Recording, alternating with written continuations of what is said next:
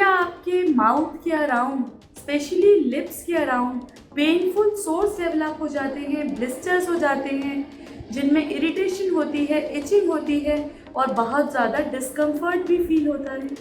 और आपने ये ऑब्ज़र्व किया है कि ये कंडीशन तब ट्रिगर होती है जब आपकी इम्यूनिटी लो होती है, आप क्रॉनिक फटीग से डील कर रहे हैं या फिर आप बहुत ज़्यादा स्ट्रेस में हैं। अगर ऐसा है तो फिर आज का वीडियो आपके लिए है, क्योंकि आज की वीडियो में मैं आपको बताऊंगी हर्पीस सिम्प्लेक्स वायरस के बारे में, जिसे कॉमन लैंग्वेज में हर्पीस कहा जाता है।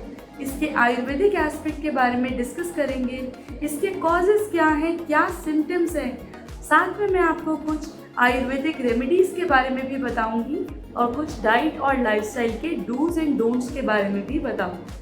इन सभी एस्पेक्ट्स के बारे में जानने के लिए आप वीडियो को एंड तक ज़रूर देखें। नमस्कार, मेरा नाम है डॉक्टर माधवी गुप्ता और मैं आयफा आयुर्वेदा में सीनियर आयुर्वेदिक कंसल्टेंट हूँ। हर्पीस सिम्प्लेक्स वायरस एक तरीके का वायरल इन्फेक्शन है जो म्यूकस मेम्ब्रेन यानी कि स्किन को अफेक्ट करता है। ये म्यूकस मेम्ब्रेन या तो ओरल रीजन की हो सकती है या फिर जेनाइटल रीजन की। ये वायरस दो तरीके का होता है, HSV-1 या फिर HSV-2।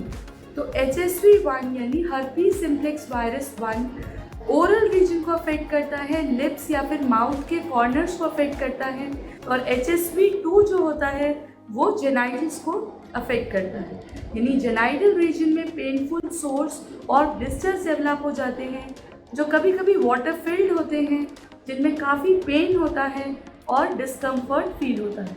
इसके साथ इस कंडीशन में पेशेंट को बहुत क्रॉनिक फटीग होता है, यानी बहुत ज़्यादा थकान भी महसूस होती है। कभी कभी फीवर भी आ सकता है और अफेक्टेड एरिया के अराउंड जो लिम्फ नोड्स हैं वो भी कभी कभी स्वोलन हो जाते हैं। आयुर्वेद के अकॉर्डिंग इस कंडीशन को पित्तज विसर्ग के साथ कोरिलेट कर सकते हैं। विसर्ग एक ऐसा रोग है जो कि फैलने वाला होता है, जो कि ग्रेजुअली बॉडी में फैलता रहता है। ये क्रॉनिक डिजीज़ है जो कि बार बार इसके एपिसोड्स पेशेंट को फील होते हैं। इसके अलावा आयुर्वेद में इस कंडीशन को आगंतुक व्याधि के साथ कोरिलेट कर सकते हैं। साथ में ये जब पित्त और रक्त दोष की दुष्टि होती है तब ये कंडीशन ट्रिगर हो सकती है। अगर आपका अग्नि मंद है, अगर अग्नि आपकी वीक है, डाइजेस्टिव फायर वीक है, और उसके बावजूद भी अगर आप हैवी या फिर जो खाना डिफ़िकल्ट टू डाइजेस्ट है ऐसा खाना खाते हैं, तो फिर आपकी बॉडी में आमा, जिन्हें टॉक्सिन्स कहते हैं, वो एक्यूमुलेट होने लग जाते हैं, जो कि हमारे शरीर में पित्त और रक्त दोष को दुष्ट कर देते हैं, जिनके कारण ही ये कंडीशन डेवलप हो जाती है। इसके अलावा ओज क्षय, सातों धातुएं बनने के बाद हमारे शरीर में ओज धातु बनती है, जिसे हम हमारी बॉडी की वाइटल फोर्स या फिर इम्यूनिटी के साथ कोरिलेट कर सकते हैं। अगर किसी क्रॉनिक कंडीशन के कारण ओज क्षय हो गया है, यानी इम्यूनिटी लो हो गई है, इम्यूनोसप्रेसेंट्स खाने के कारण या फिर किसी भी क्रॉनिक बीमारी में इम्यूनिटी लो हो जाती है, तब भी हर्पीस की कंडीशन ट्रिगर हो जाती है। आइए जानते हैं कि आयुर्वेदिक पॉइंट ऑफ व्यू से कैसे इस कंडीशन को इफेक्टिवली मैनेज किया जा सकता है। इसमें हम शोधन और शमन दोनों प्रकार की चिकित्सा करते हैं। शोधन चिकित्सा होती है प्यूरिफिकेशन थेरेपी, डिटॉक्सिफिकेशन यानी पंचकर्मा। इस कंडीशन में जो पंचकर्मा बताया है वो रक्त मोक्षण है, ब्लड लेटिंग है। उसको करने से भी ये कंडीशन बहुत जल्दी आराम आ जाता है और ये काफ़ी साइंटिफिक है, इसके बहुत सारे रिसर्च हो चुकी है। तो अगर आप भी इसका फ़ायदा उठाना चाहते हैं, आप किसी रिनाउंड पंचकर्मा सेंटर में जाकर रक्त मोक्षण थेरेपी करा सकते हैं। इसके अलावा कुछ शमन चिकित्सा की जाती है। इस कंडीशन में पित्त शामक और रक्त शोधक चिकित्सा की जाती है। तो पित्त दोष को शांत करने के लिए कुछ बहुत अच्छी हर्ब्स हैं, जैसे कि गुड़ूची है, हरिद्रा है, पटोल है, नीम।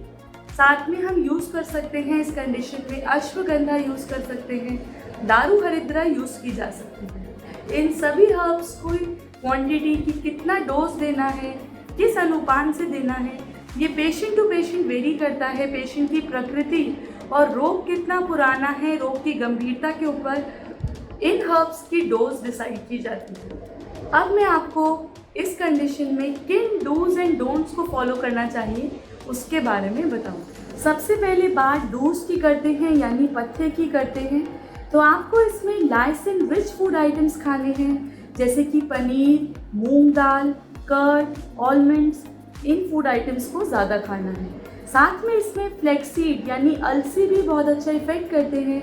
ये रिसर्च के मुताबिक ये पाया गया है कि ये फूड आइटम्स वायरस के रेप्लिकेशन को रोक देते हैं। नेक्स्ट इसमें इम्पॉर्टेंट पॉइंट है कि आपको पित्त शामक चीज़ें खानी है, यानी जो पित्त दोष को ना बढ़ाएं, जैसे कि कोकोनट वाटर यानी नारियल पानी लेना है, खीरे का सेवन करना है, धनिया की पत्ती ले सकते हैं, गुलूकंद का सेवन कर सकते हैं। इस तरीके की ठंडी तासीर वाली चीज़ें खानी है जो पित्त दोष का शमन करें। इसके अलावा आप हर रोज़ नीम, गुड़ूची का रस और आंवले का रस मिलाकर भी ले सकते हैं, जो कि इम्यूनिटी को भी मॉडिफाई करता है। फोर्थ पॉइंट पथ्य में ये है कि आप हर रोज़ योगा और मेडिटेशन करें। मेंटल स्ट्रेस को कम करना बहुत इम्पॉर्टेंट है, क्योंकि इस कंडीशन का एक ट्रिगर स्ट्रेस भी है। इसके लिए आप हर रोज़ प्राणायाम और मेडिटेशन भी ज़रूर करें। अभ्याम को अपनी लाइफस्टाइल का पार्ट ज़रूर बनाएं, यानी डेली मसाज करें कुछ सूदिंग ऑयल से, जैसे कि चंदन का तेल। लास्ट पॉइंट है कि आप इस कंडीशन में मृदु विरेचक औषधियाँ भी ले सकते हैं, जैसे कि छोटी हरड़ का चूरन, जो कि पित्त के विरेचन में हेल्प करते हैं, बढ़े हुए पित्त को कम करते हैं। अब हम बात डोंट्स की करते हैं। तो आपको आर्जिनिन रिच फूड आइटम्स नहीं लेने, जैसे कि चॉकलेट, ओट्स, पीनट, इस तरीके के फूड आइटम्स में आर्जिनिन प्रेजेंट होता है, जो कि इस कंडीशन के लिए हार्मफुल है। सेकेंड पॉइंट है कि आपको बहुत ज़्यादा खट्टी चीज़ें नहीं लेनी है, इमली या फिर अमचूर की खटाई, बहुत फैटी फ्राइड फूड आइटम्स को अवॉइड करना है। थर्ड इसमें इम्पॉर्टेंट पॉइंट है कि लेट नाइट तक नहीं जागना। टी, कॉफ़ी और अल्कोहल का सेवन भी आपको इस कंडीशन में नहीं करना चाहिए। इन सभी टिप्स को फॉलो करके आप इस कंडीशन को इफेक्टिवली मैनेज कर सकते हैं। अगर आपको वीडियो पसंद आया हो तो वीडियो को लाइक और शेयर ज़रूर करें। साथ में अगर आपने हमारे चैनल को अभी तक सब्सक्राइब नहीं किया है तो हमारे चैनल को सब्सक्राइब भी ज़रूर करें। अगर आप या आपकी फैमिली में कोई भी मेंबर हर्पीस की कंडीशन से परेशान है तो फिर आप अपना कंसल्टेशन आईफा आयुर्वेदा में बुक कर सकते हैं। वीडियो को एंड तक देखने के लिए बहुत बहुत धन्यवाद। स्वस्थ रहिए, खुश रहिए और मुस्कुराते रहिए।